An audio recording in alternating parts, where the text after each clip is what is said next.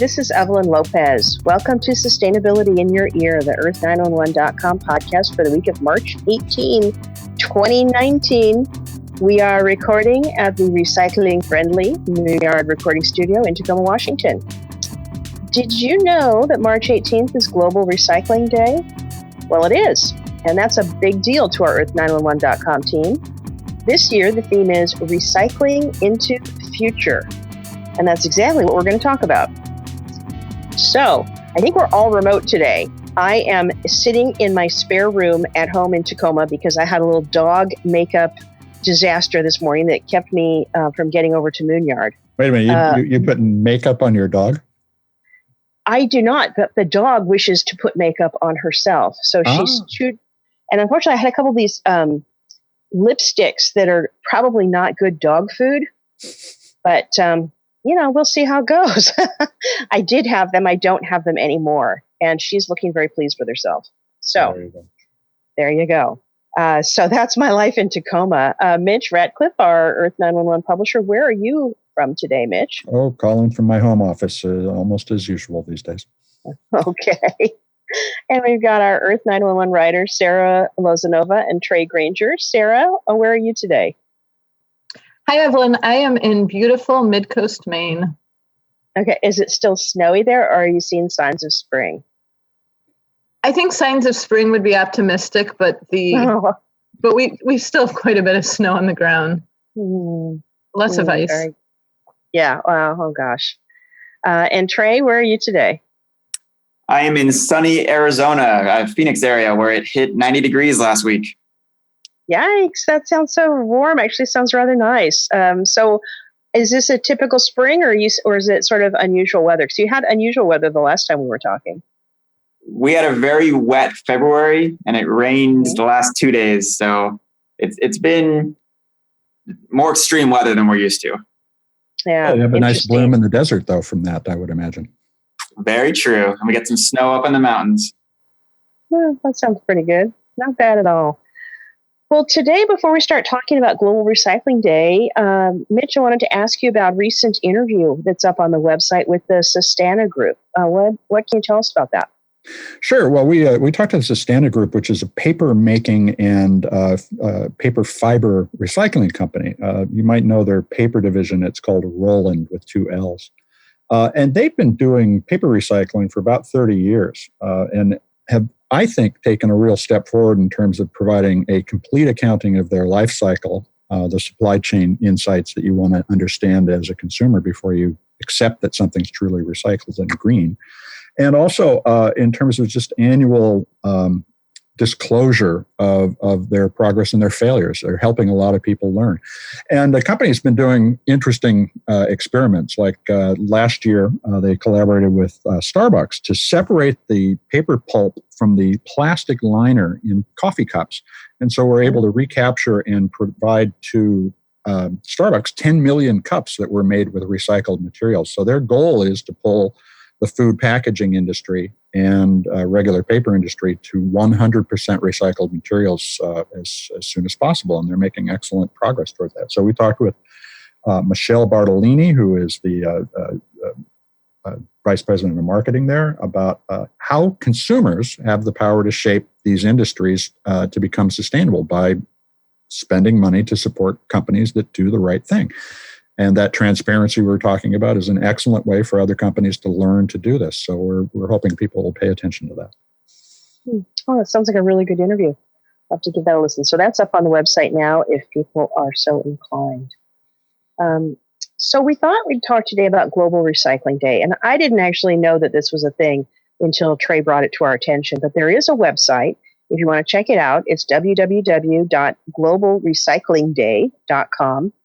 And in a nutshell, their message is that as a planet, we need to think again about what we throw away. Not so much seeing it as waste, but seeing it as an opportunity. So this is an entity organization that is looking at partly at just recycling to be cleaner, but also recycling as recovering valuable materials that can be reused. So we thought we'd talk today about some recycling, and we start with world recycling issues. And I know Trey, you had some interesting thoughts on some sort of world trends in the recycling industry. So tell us a little bit about some of the things that are going on that you've been watching. Sure. And first off, it's worth noting this is only the second year of Global Recycling Day. So it's not like you've been living under a rock for years and years. The fact that I've missed it isn't that surprising then, but maybe it's exactly. We'll get it on the radar today. But I think what's really great about this day is we can start to look at what other countries and other areas of the world are doing well when it comes to recycling, and hopefully take some of those practices and implement them on a local level. So I always like to highlight what's happening in Europe, because basically the EU is, as far as I'm concerned, the gold standard when it comes to recycling. They've actually set a target of 55% waste diversion by 2025. The US last time we saw was about 34%. And that needle has basically not moved since the early 2000s. We've been between 32 and 35 since the last 20 years. So for them to be, they're already in the high 40s, and depending on the country, I mean, some countries like Germany, they're in like the 60%. So they're almost being brought down by some of the other countries that have less infrastructure in place. But one of the big things that Europe does is what's called extended producer responsibility. Because I think what we don't realize as the US is the amount of money that goes into waste management and recycling in general. Mm-hmm. Because you have collection, you have infrastructure. Yes, you can sell these materials and make some money, but there is going to be some upfront costs that you have to pay into. So for some cities, they spend 30 or 40% of their budget on waste management, both recycling and yard waste and whatever they're collecting from residents. And so EPR, extended producer responsibility, is a great way to have manufacturers of these products have that financial stake. So they're actually putting money in, and typically what they will do is they'll pass along that fee to consumers. So you'll pay 5 cents more if you buy a bottle or if you buy a plastic bag. And the money that goes to that will end up going to the local government to pay for the disposal.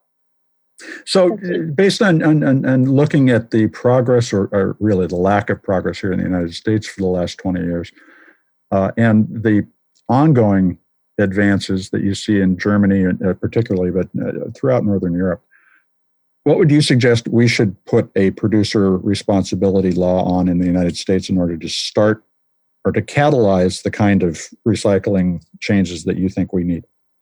Well, let's talk about what we already have some good laws in place for. Electronics is a really big one.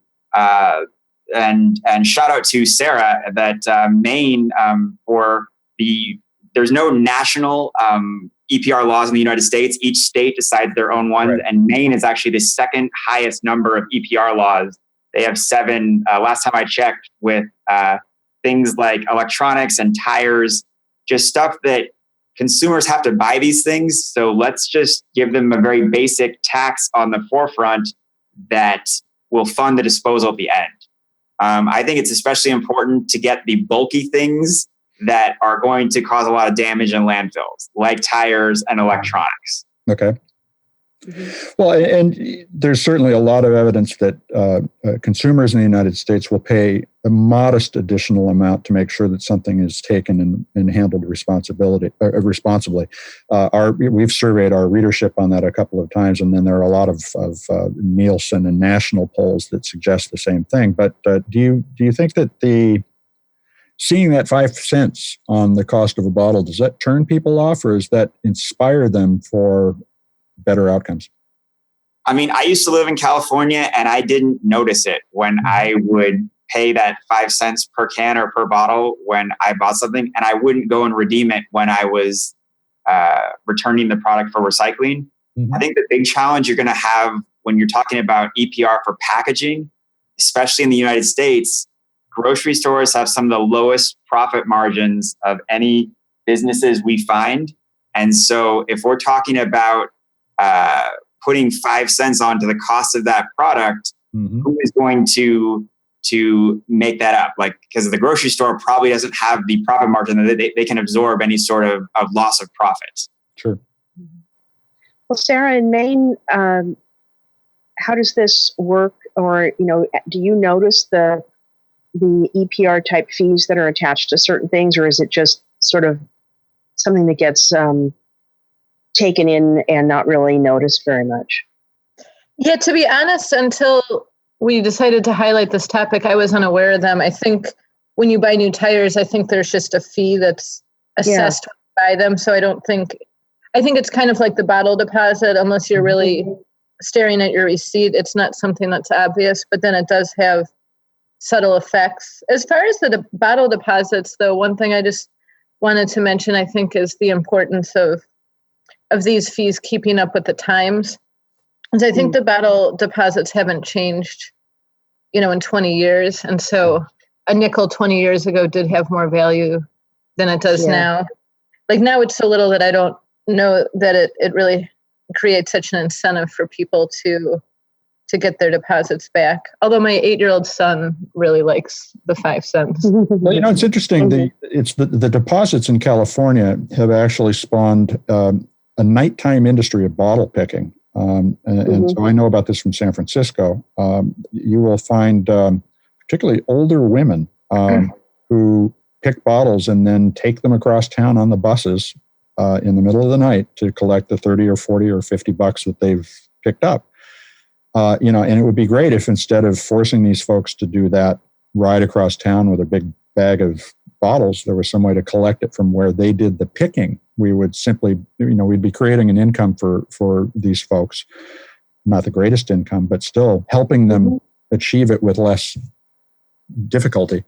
And that also, we were talking about brands coming into the community earlier. The idea that a brand that sells a whole lot of stuff in a community, like an Amazon, would help the community deal with the recycling, I think, as well as employ people doing that, is really the kind of commitment that American citizens want to see from the companies that are doing business in their towns and cities. Yeah.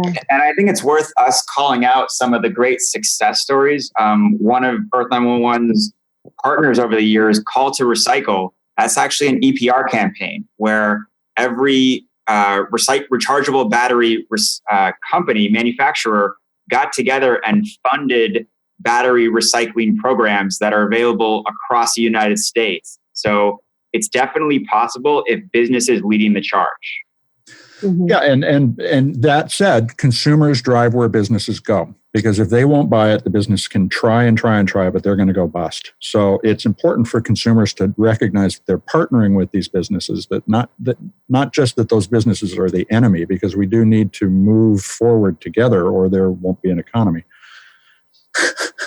It does, to me, intuitively make sense for businesses to really be an active part of the solution, because they're designing these products. So they pick the inputs that go into them. So right now, I feel like too much of the burden of responsibility is falling on local governments. Yeah. And even if we don't have a deposit that we pay when we buy something, we are paying taxes. So it still ultimately comes down to consumers footing the bill if their local governments are paying for waste management. Yeah. I think that there's actually a little bit of a feel-good component to it, too. I hadn't been thinking about this, but when I get my oil changed, there's an additional fee for, the proper disposal of the used oil. When we buy tires, there's a fee for proper disposal of tires when they're done. And I actually am reassured when I see that, because then I think, okay, good. Then I have a sense here that this is a business that's acting responsibly and is disposing of materials that are not easier to dispose of in a good and responsible way. And that actually makes me feel better about the product and about the business. Absolutely. So how do we make better choices when we're trying to drive business in this direction? Now we've got some articles on the site, like one, for instance, 5 ways to get plastic free. And those are interesting suggestions to follow. But are there ways that we could organize consumers to ask for these programs, to demand them? That's the next step, I think, in how we evolve this.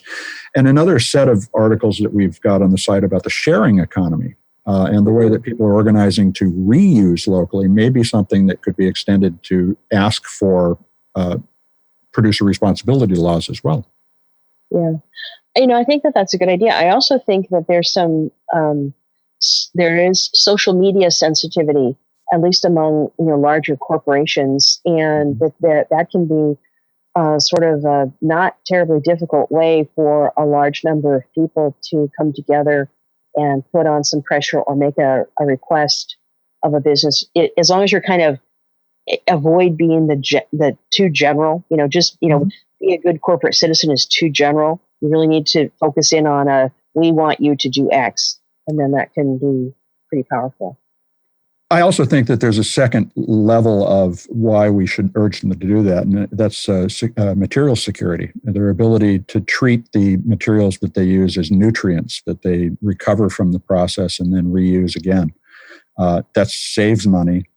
Businesses that are organized on these principles perform better overall, both in terms of profit and in investor value. They're 10 to 15% higher over the last 20 years. The sustainable companies are.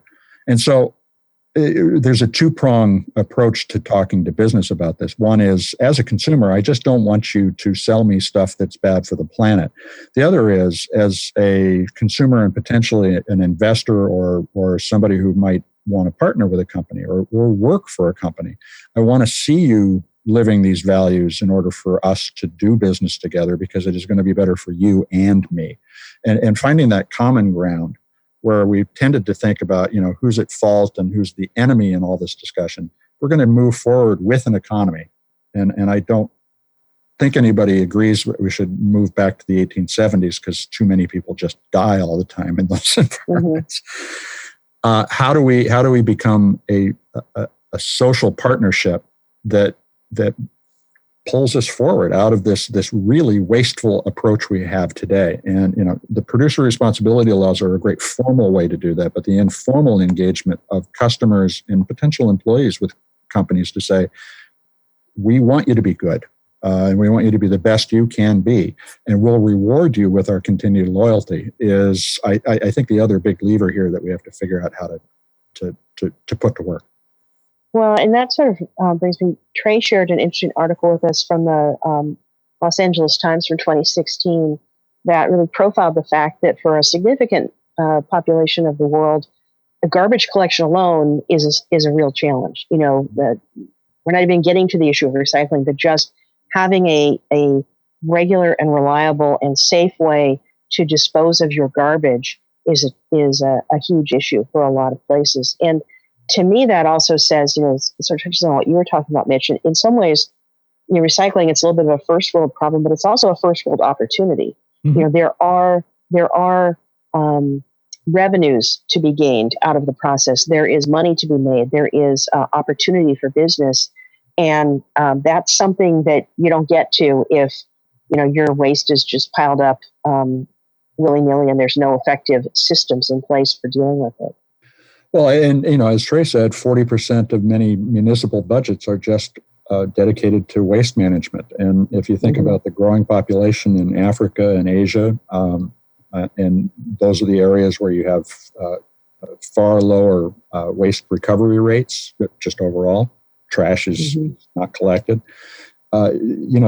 Just as they leapfrogged us in many ways, because they got mobile phones before they had deep wired infrastructures. So the behavior in Africa, but also in India and in China, is very different than the behavior we have here, because they were never tied to a physical wired communications infrastructure. They've always had handheld devices. So they think differently about organizing themselves. And some of that we can learn from and pull back here, where we're still trying to wean ourselves off the physical infrastructure that this economy grew up on. Yeah, it's interesting. Yeah, I think the other interesting thing about it is most of our packaging is designed with the non-developing world in mind, in the sense that we try to develop packaging that's recyclable and has a one-time use. If you go to these other countries where they're still buying the same products that we buy in the United States, they don't have that curbside, even trash collection, let alone recycling. So if they buy a bottle of water and we in the United States would just throw it in the recycling bin, or if we can't have recycling and throw it in the garbage, they're just going to put it on the beach. And I've seen a stat that one of the big issues we've obviously been talking a lot about over the last 3 or 4 years is this garbage island of plastic in the Pacific Ocean. And I think people think that it's a problem because we're littering in the United States. The reality is up to 80% of that plastic is coming from nations where there's no waste collection at all. And so what can we do to help those nations do a better job of collecting material to keep it out of the ocean in the first place? Yeah, the fact that I saw recently that really woke me up to that is that most of that plastic trash comes from 10 rivers, and 8 of those rivers are in Asia. Really? Yep. Yeah, it's funny. I had always been making the assumption that it was our rubbish that somehow was making its way to the Pacific. Well, there's 7 gyres too. Okay. So there's more than one gigantic islands. Not just by no means are we innocent in this process, but we definitely aren't the largest contributor. Yeah. Mm-hmm. So I want to spotlight. There's actually an organization called the World Bank, and they've given about $5 billion since 2000 to fund waste management programs in developing nations. So if people are looking for a nonprofit to support, check out the World Bank, because they're actually doing this. They're putting these grants in motion to try to get these waste management programs in other countries. Yeah, they're also working on the provenance of things so that you will be able to look at that plastic bottle and understand where it came from. But, like we were talking about the San Francisco late night picking problem, that's also what we could do in these other countries is facilitate a extended producer responsibility fee that would pay people to create their own jobs by picking everything up. Mm-hmm. Another issue that I've seen from spending quite a bit of time in Bulgaria is trash being improperly burned, basically. Like there's dumpsters in this village that I spent quite a bit of time in, and people would just carry their trash to the dumpsters. But if they weren't emptied out, people would basically set fire to the things in the dumpster. But it would be plastics and all kinds of things that aren't meant to be burned in an uncontrolled fashion. So there would just be these plumes of smoke, which had to have been creating air quality issues in the village that would just... Yeah, well, if you're burning something like, it has mercury in it, you're aerosolizing the mercury, and that's terrible for the people standing around that dumpster. Mm-hmm. Yeah, absolutely. But again, you're talking about people are self-organizing their collection. How do we create an incentive to treat that collection as a materials recovery process rather than just disposal?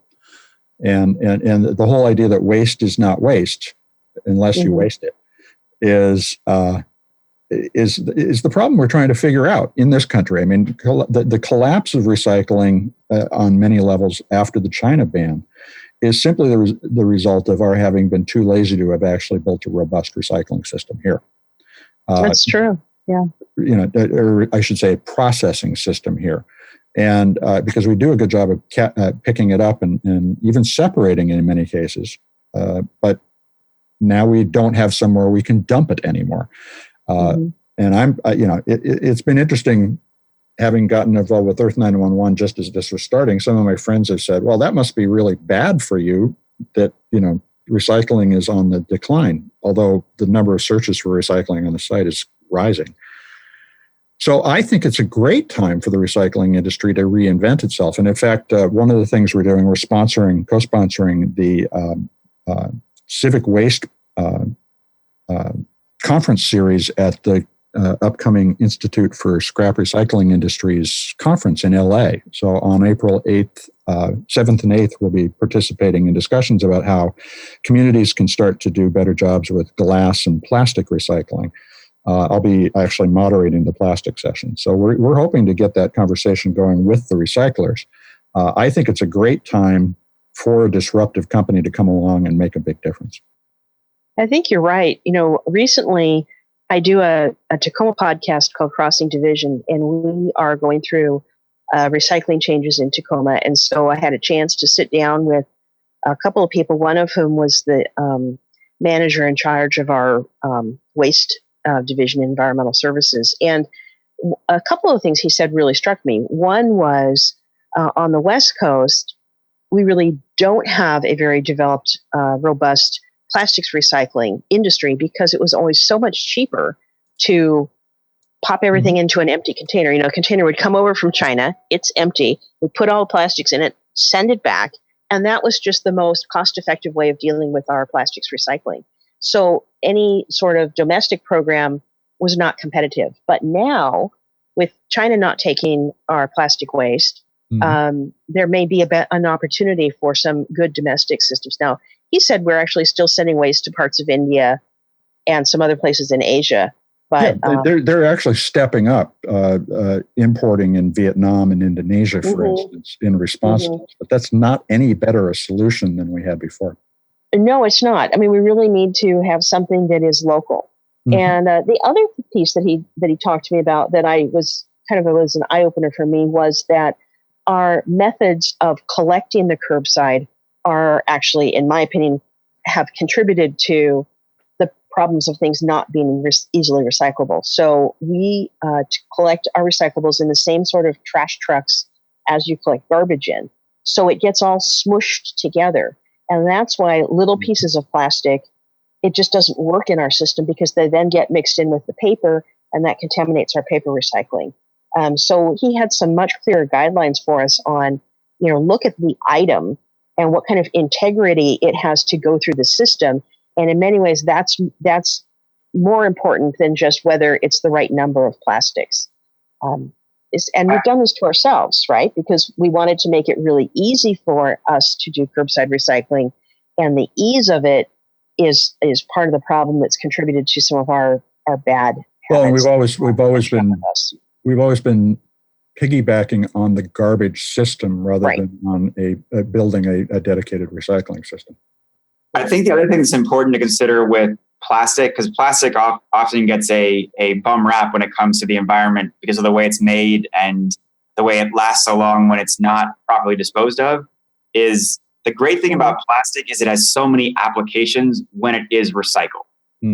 When you recycle a glass bottle or an aluminum can, much of it goes back into packaging. In the case of plastic, it actually isn't fiscally smart to be making new plastic packaging out of recycled content because the cost is going to be greater. But when you talk about other applications like car seats and building materials, the things where the cost is going to be, or they're going to be using so much plastic that the cost per pound is not going to be as much of a hindrance as it would be for a plastic bottle. We really should be trying to figure out as much as we can how to make those products out of recycled content. It's a really good point. Another thing I was wondering what you guys think about is bioplastics. Like at first, I didn't think they made sense because of the recyclability issue, but putting it in a global context and considering the contamination of the oceans, do you guys think bioplastics make sense? Sarah, I think you need to explain to me what exactly a bioplastic is. I'm not really familiar with that. Yeah, it's basically plastics that are made out of, they're not petroleum based so much. It's more like made out of corn and such. So they're compostable. But I think that one of the issues is that I think they need to be composted in an industrial facility where they can reach higher temperatures. Like I know I've had friends try to compost bioplastics in my backyard recycling bin, and a year later you could still see the container there. Yeah. In fact, that's one of our Earthling questions is specifically that question of if it's biodegradable versus compostable, does the litter break down? And the problem with the bioplastics is that it is going to have to go into a composting facility where heat is readily available to break it down, where a lot of people still litter, unfortunately, and it's not going to be any better than any other plastic in that situation. Over the long run, it'll break down faster, but it's still plastic. Yeah, I'm not a big fan of the bioplastics in the sense that while it does take less resources to make them, if they're going to end up in a landfill, nothing breaks down in a landfill. They've shown studies that a newspaper will take 2,000 years to break down in a landfill because there's no light and there's no oxygen. Yep. And if consumers think that it's a PET bottle because it's made the same way as a regular soda bottle and they try to recycle it, they're just creating contamination, and cities spend $1 million plus per year just on contamination in their recycling programs. So I think it's great in theory to use materials that are more renewable to make these products. We need to do a better job of educating people on how to properly dispose of them, because our current methods are not going to be capitalizing on what the benefits of those products are. So education, does that start with the children? Because I know you recently participated in a learning judging contest. I'm also doing the same with ISRI right now for a school project to explain the recycling process. And in both cases, it's really inspiring to see the kids thinking about this, making videos about it. It will all be natural and internal, normal thinking for them to be critical about what they throw away and what they pick up. But that's a generation from now who have to grow into their maturity. Will that be too late? So how do we get adults thinking? I think it's great that students and kids in general are becoming more aware of these recycling issues. As Mitch mentioned, I've talked to students, and the level of awareness that they have of what should go and shouldn't go in the recycling bin is outstanding to me. Yeah. Because I remember when I was in school, and I would say I'm in my mid-30s. I'm on the cusp of the millennial generation, and I grew up in California, which is one of the most progressive states out there. We didn't have that training in schools about here's what should go in your recycling bin. So I think it's awesome that we're starting to have that education going on a local level. As far as adults, I don't know what you can do, because I think a lot of them view recycling, the message has always been to them a message of guilt, that, hey, do the right thing. And if you're training people based on guilt, you're not going to get an effective strategy of, I'm going to put a lot of care and time into making sure I'm doing it right. I'm just doing it because I don't want someone to get mad at me or to make me feel bad. Well, and the guilt only makes it sound more like a hassle too, instead of something that we really ought to just be doing. Right. But what's great is kids are starting to say, hey, I'm doing this because I understand why it's important, not because I feel bad about not doing it. I think that's a good point. You know, one of the things that I have been thinking about recently is adults who are recyclers, but who may be really sort of aggressive recyclers because they want to recycle everything, and I'm one of them, do more damage than the casual recycler, because we try to put things into recycling that actually doesn't go there. But those types of people, myself included, are wanting to do it right. So they're highly trainable, and I think it's just an information issue. You know, more information on how to recycle, what is recyclable, and why will be very helpful to that community. Other people who don't want to recycle at all, you know, people who throw a dirty diaper into the recycling bin because they don't care or because their garbage is full, in my opinion, they just need to be kept away from recycling. I would not give them a recycling bin, because, you know, if you really don't care, or you really think it's stupid or something like that, then I kind of feel like you need to stay out of the game instead of, you know, contaminating it. Yeah, the biggest takeaway that I got out of the government shutdown in January is seeing these national parks just get trashed and graffiti. And it's like, those people are not going to respond to green guilt. The second anything is turned off, they're going to do whatever they want to do. So we need to come up with a strategy to reach those people and show that this is important. And don't do it because you feel like you're going to feel bad if you don't do it. Do it because you understand why it's important. But getting back to the idea of the world recycling, the global recycling market, I actually found in Australia, I was doing research on other countries, and there's a program called Clean Away in Australia that they educate 40,000 students each year on how they can be recycling and recycling better. And so I would love it if we had in America something like that, where we had a national program where people were educating students on the importance of recycling. Well, Sarah, you've talked a couple of times, or we've talked certainly offline about programs that your kids have been sort of exposed to or participating in schools. What's your take on sort of how kids are being reached with recycling messages? I get flyers sent home, and it seems like there are some really good messages going on. Like, I was actually quite impressed when I went to an event at my daughter's school recently, and they had paper plates, but there were metal eating utensils. Nothing was styrofoam, nothing was plastic. And my daughter said that they have reusable trays, reusable plates. So it seems like the cafeteria has done quite a bit to implement zero waste initiatives. We also get handouts about zero waste lunches, which, to be honest, I feel like we pretty much do every day. So to me, it's not new, but I think it's great that they're getting this information out there to parents, where they ask that the parents that pack lunches for their kids, that they use reusable containers and not just contain disposable packaging. So I think that's great that the school is sending out these messages.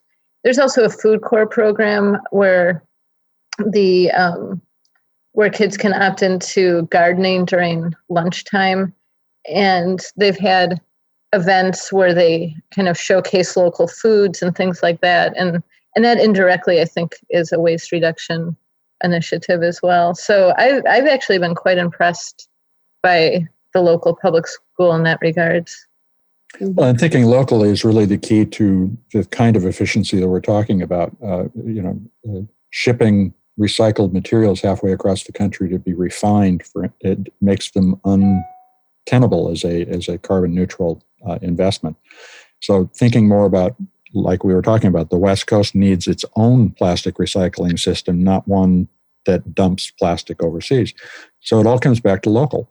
And how do we organize from the grassroots up to start to solve these problems in our communities and then extend those solutions to other communities? And that's really where we are right now with the entire recycling infrastructure in the United States. It's time for a change, and we have to make the turn. So that sounds like we were talking a little bit before we went on the air about the fact that America doesn't have a recycling mascot or a recycling superhero. Yeah, although we do, there is Gridiron Green, who is the first, the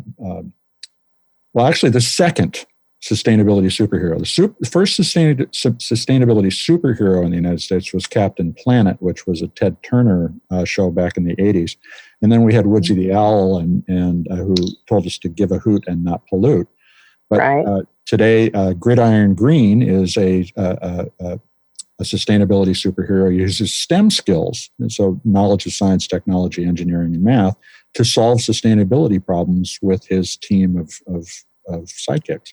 And Ovi Migueli, who is a former Atlanta Falcons running back, is driving this initiative to get people to be aware in the schools, particularly, of the need for sustainable thinking. So that's encouraging to see. But we do need to set up a standard, one that is not about guilt, but about aspiration to being better. And that is what a superhero or a major mascot can do. Yeah. Seems like if you could turn the trash into something that's like treasure, that would be a good thing. I seem to remember something about the Middle Ages and alchemy trying to turn basement into gold. Something like that. That would do it. All right. Well, it is worth noting that in California, there's a mascot called Recycle Rex. He is a dinosaur that be great if we adopted it nationwide, but Recycle Rex is for California students. But that's so an extinct character doesn't strike me as the inspiration I want.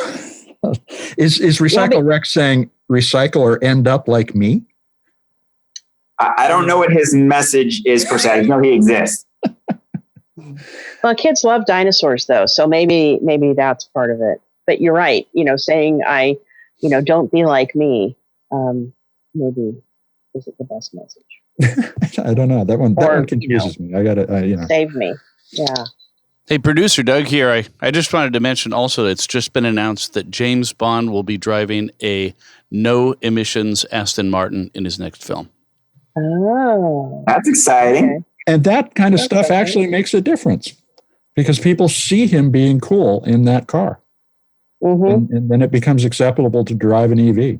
This kind of stuff is great. Unfortunately, it's just small incremental little steps, and individually, each one of them is merely a novelty. For now, maybe it'll get better, step by step.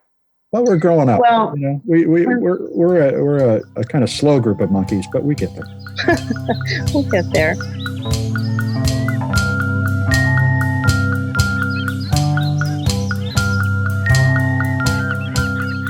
Let's go to Earthline now. Several of these questions are very aligned with what we've been talking about. They really do. So our first one comes from Luciano on Facebook, and this is a very sad question and one I have strong opinions on. He says, "Hello, I am desperately trying to find a place locally where I can recycle K-Cups.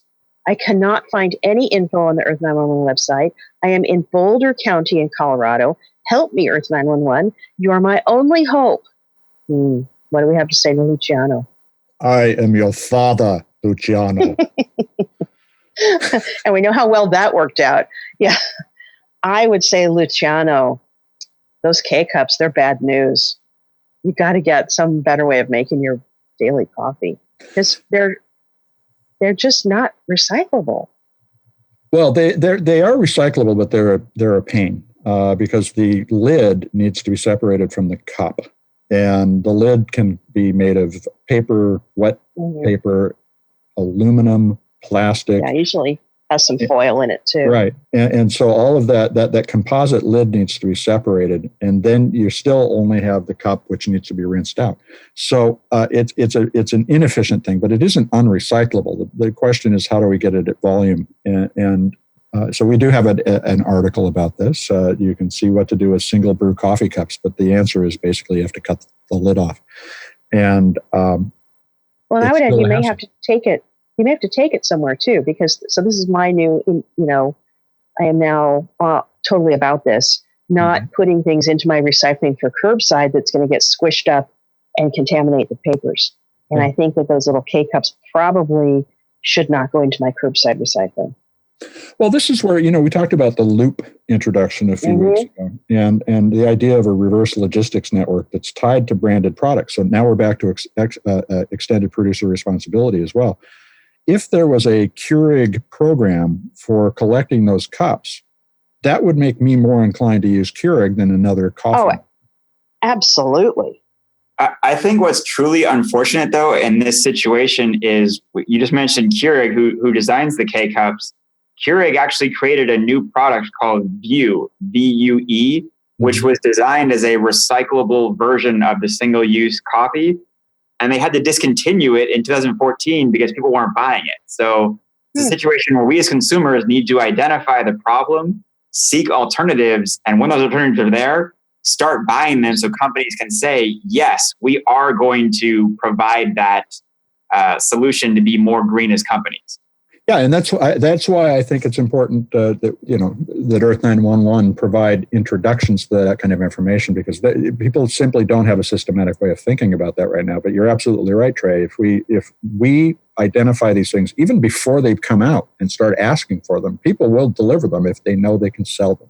And it's incredible that now I don't know whether the Vue had other design issues that people didn't like, or whether it was simply the fact that they didn't care about the sustainability or the pricing was too high.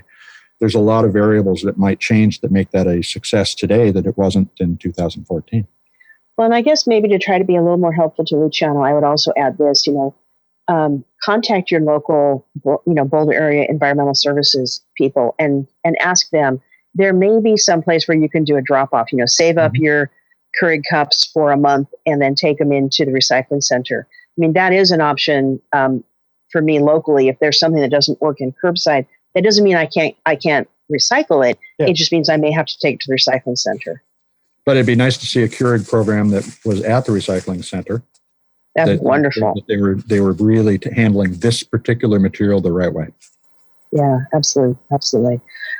So this is a little bit what we were talking about with Sarah about biodegradable versus compostable. So Jeff from Los Angeles says, hey, I just saw your video about biodegradable versus compostable. My question is, I'd like to know which is better for trash found on the ground, i.e. I want to know if a product does get littered, which one will leave zero waste? Is it the biodegradable or the compostable? I'd just like to know what is best for the environment under those circumstances. So this is the interesting thing I was thinking of when you were talking about the bio plastics versus compostable versus regular plastics that are recyclable. It's like we have this sort of world of disposal, and we have people who are going to make a real effort to recycle, and for them, the regular plastics may be the best option. We have people who don't have the type of trash pickup that we have in this country, and for them, maybe something that sits out in the sunshine and breaks down would be better. And then we have also the possibility of a really robust commercial composting facility. And in that case, the compostable would get, broken down the most quickly. So what do you think? What's best for the environment? Is there a best? I think the problem we have here is in a vacuum, we could probably make this decision, but the problem is nothing will no trash will stay on the ground, especially if we're talking about a bag or a bottle. When wind starts blowing, it's going to go somewhere else, and it will probably either end up in a landfill or in the ocean. And in either of those cases, there won't be enough sunlight or oxygen or anything to happen to that product. It's just going to stay around forever. So we should worry less about what happens to litter and more about how do we make sure litter is going in the right place. One thing that I consider kind of concerning about all of these is that the inputs aren't particularly sustainable either. Like corn is not a very sustainable agricultural crop, but petroleum products aren't very green either, obviously. So I think it would be great to develop containers that are just made out of more sustainable inputs. It's sort of like we're asked to choose between two pretty undesirable things. And yet they're both presented as desirable alternatives to traditional materials. And of course, the irony here is he's asking which one is the least harmful litter. And what we need to do is get past the idea that there is litter, that it is all the raw materials of our economy. And if it's stuck in the form of litter or stuck in a landfill or stuck in somebody's backyard, not composting, that's a bad thing. That's actually inefficiency, and we need to take it out of the system. Okay. So I think we have said we don't have a very clear answer. It really depends on the circumstances, and what we need to do is focus our energies on things that maybe are more sustainable to create and more easy to get rid of later. Yeah, certainly. Although the straight answer for Jeff's question is the compostable materials definitely need heat, whereas the biodegradable materials ostensibly will break down without that heat. Yeah, that doesn't make either of them better litter. Gotcha. So if Jeb lives in Phoenix, but he's in LA. If he was in Phoenix, he might have that heat, but in LA, he probably doesn't have the heat. Yeah. I can remember a little while ago, which means probably 10 years ago, they were coming out with plastic bags at the grocery stores, I think down in California, that were green plastic bags, and that would, they sort of evaporate, or they break down very rapidly in direct sunshine. They were corn-based. Yeah, and it didn't work. Ironically, it didn't work that well because they broke down really well. So they would start to fall apart, while they were still sort of in their use life, and they went away. But that made me think that there are some things that will break down pretty quickly, but I think they may be difficult to make product out of them. Well, and that's why materials engineering is one of the most important areas of science that we're investigating now as a species. So things can be engineered to break down at the right time. In that case, they were going for incredibly fast, and the use case didn't match the need or the material. Yeah. This is my daytime engineering thinking working. Yeah, it's interesting, isn't it? So our third question is kind of related. and interesting. I haven't heard this tweak before. It says, hi, my local transfer recycling station only accepts glass that contained food or drink. Do you have any suggestions how to recycle clean jars that contained a candle? Seems such a waste to throw it out in the trash. Thank you. So this is actually a case where we are making products that are more durable and therefore harder to recycle.